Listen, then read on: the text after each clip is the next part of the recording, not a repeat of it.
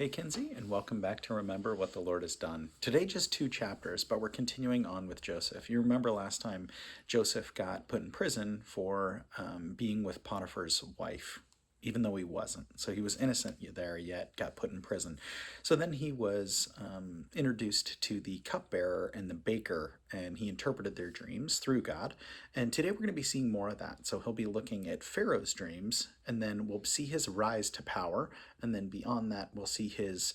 I wrote reuniting with his brothers, but we're not even really going to get to that today. We'll see him seeing his brothers, but they don't know it's him. So we'll talk about a lot here just in these two chapters in Genesis 41 and 42.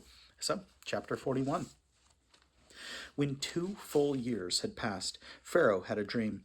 He was standing by on the Nile when, out of the river, there came up 7 cows, sleek and fat, and they grazed among the reeds. After them, 7 other cows, ugly and gaunt, came up out of the Nile and stood beside those on the river bank. And the cows that were ugly and gaunt ate up the 7 sleek fat cows. Then Pharaoh woke up.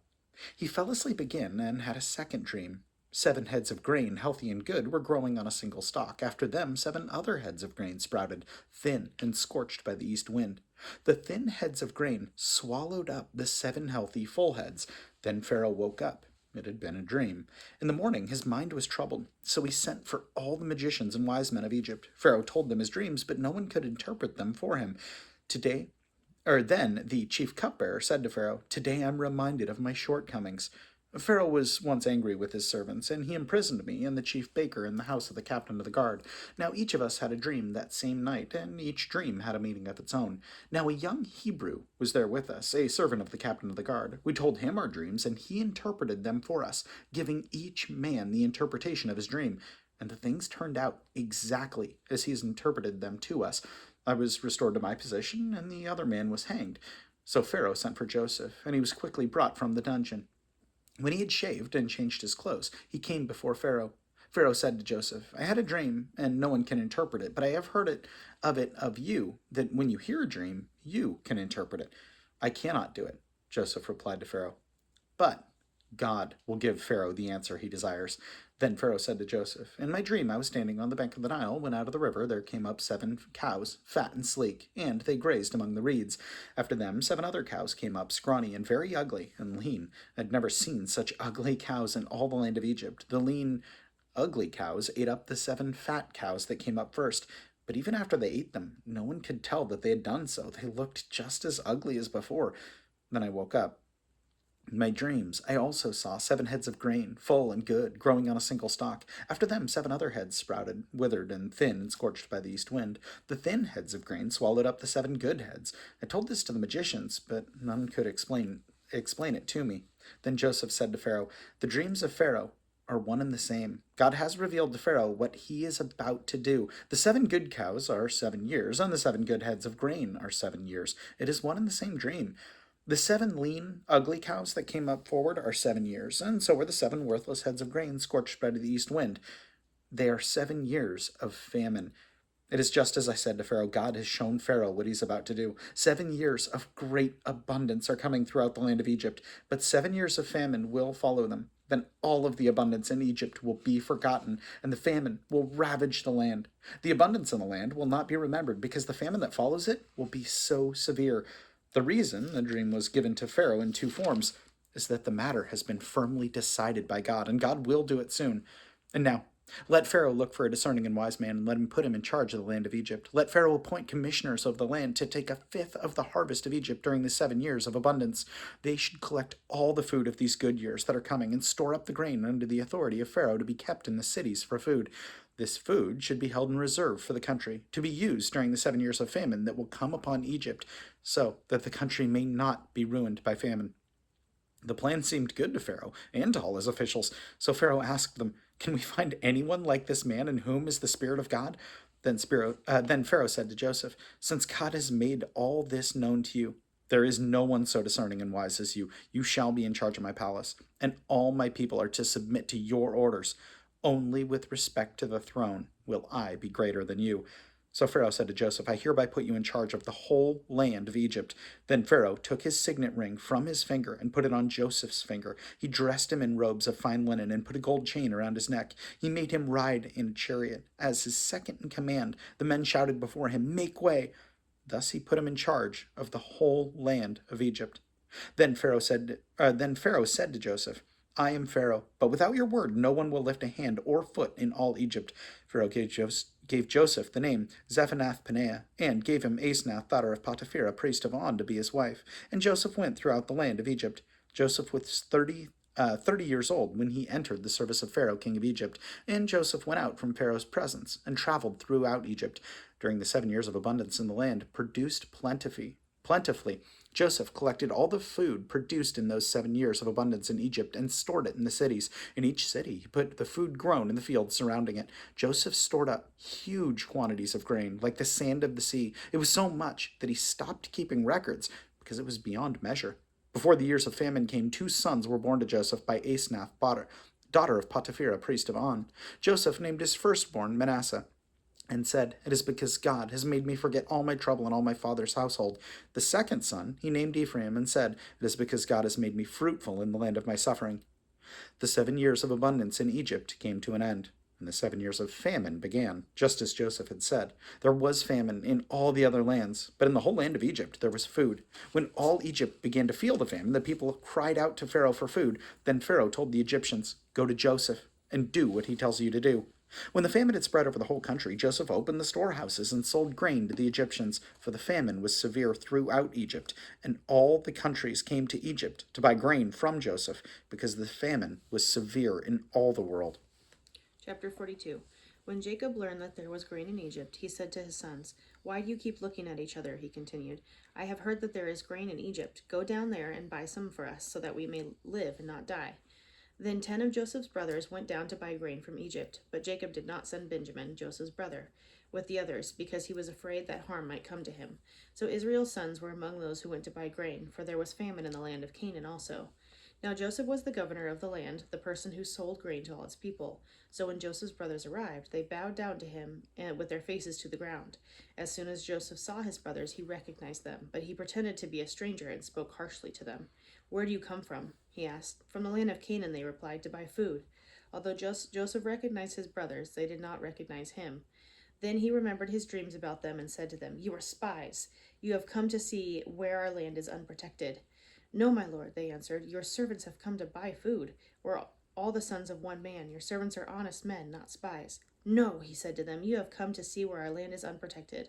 But they replied, Your servants were 12 brothers, the sons of one man who lives in the land of Canaan. The youngest is now with our father, and one is no more. Joseph said to them, It is just as I told you, you are spies, and this is how you will be tested. As surely as Pharaoh lives, you will not leave this place unless your youngest brother comes here.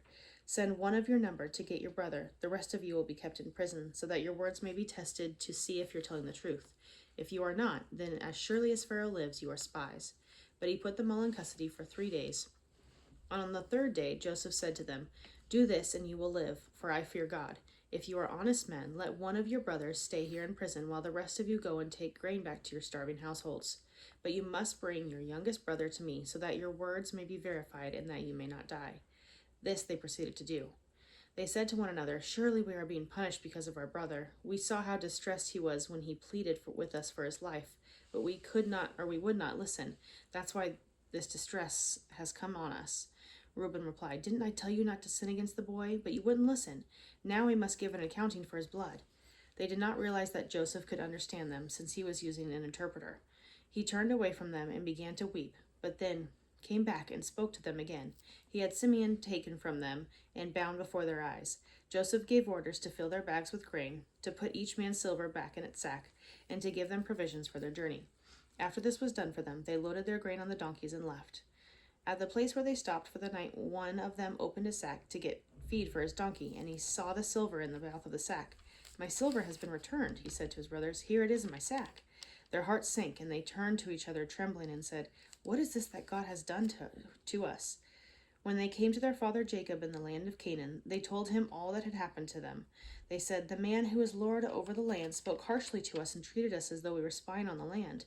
But we said to him, 'We are honest men, we are not spies. We were 12 brothers, sons of one father. One is no more, and the youngest is now with our father in Canaan.' The man who is Lord over the land said to us, 'This is how I will know whether you are honest men. Leave one of your brothers here with me, and take your food for your starving households, and go. But bring your youngest brother to me, so I will know that you are not spies, but honest men. Then I will give your brother back to you, and you can trade in the land.' As they were emptying their sacks, there in each man's sack was his pouch of silver.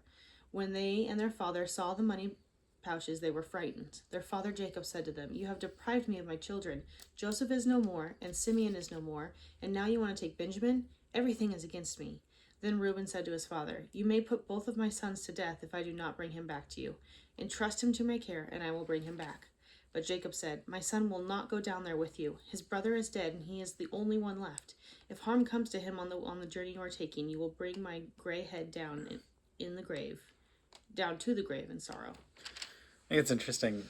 Verse 37. I get the point of that, of what Reuben's saying. Like, Reuben's saying, "Hey, I love my kids. I will put them up as collateral. I will get your son back. I will get my brother back." But I can't help but think, like, man, you put your own sons up, you put them up for, that was your collateral, was your sons. I don't know. It's just funny.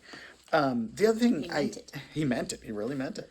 The other thing that I think is we probably have at least 10 years, at least, between the last time Joseph saw his brothers. So it doesn't really say how long. I was looking while you were reading. It doesn't really say how long he was working for Potiphar. Presumably at least a year, to be able to be put in charge of all his household. So presumably at least a year. But then, Well, do we know when he was sold, how old he was? no, I don't remember.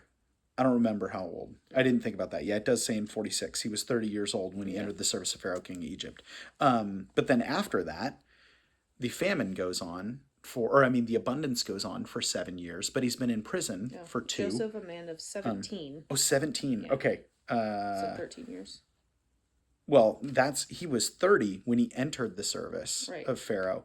So that was plus 7. Yeah. So he hasn't seen his brothers 20 years. Yeah. So I just think that's really, really amazing.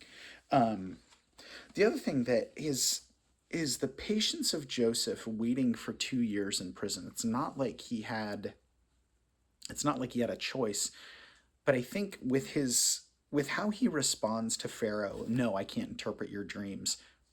God can."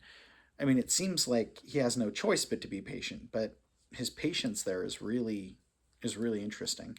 I was thinking about today, one of the moments that you had when we were up here. You had just gotten up from your nap, and I changed you, but I was pretty tired because I was laying down on our bed, and I brought you in, and I put pillows around you, and I put like a cartoon or something on my phone, and then I laid down, and I put my hand like on your leg so I could feel if you were moving or started to crawl or whatever. And I never fell asleep, but it was so great. Just you being perfectly content, perfectly at peace, just happy to be there.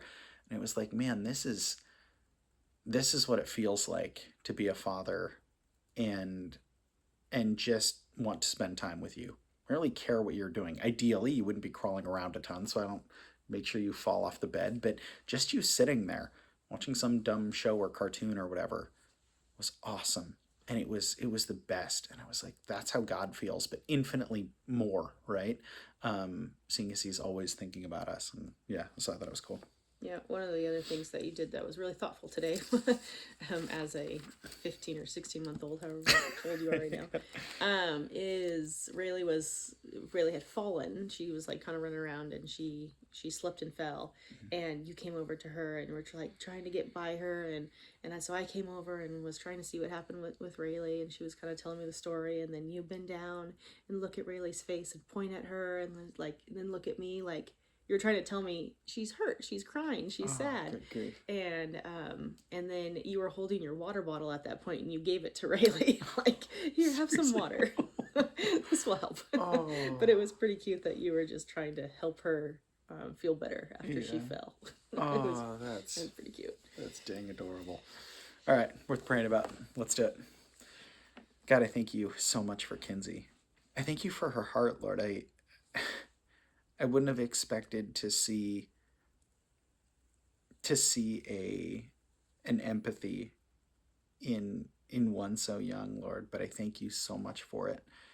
God, I pray that you would continue with that, that you would foster more and more empathy through her. God, I also pray that you help her to realize that just being in your presence is enough. Spending time with you is enough, and that's something that she should desire greatly, God. And may both her mom and I do a better job daily, always better and better and better, showing her how important that is and what that can and should look like. My God, we thank you so, so much for her. In Jesus' name, amen. Amen. Well, Kinsey, we love you tons. We appreciate you. We will plan on seeing you tomorrow. Have a good one.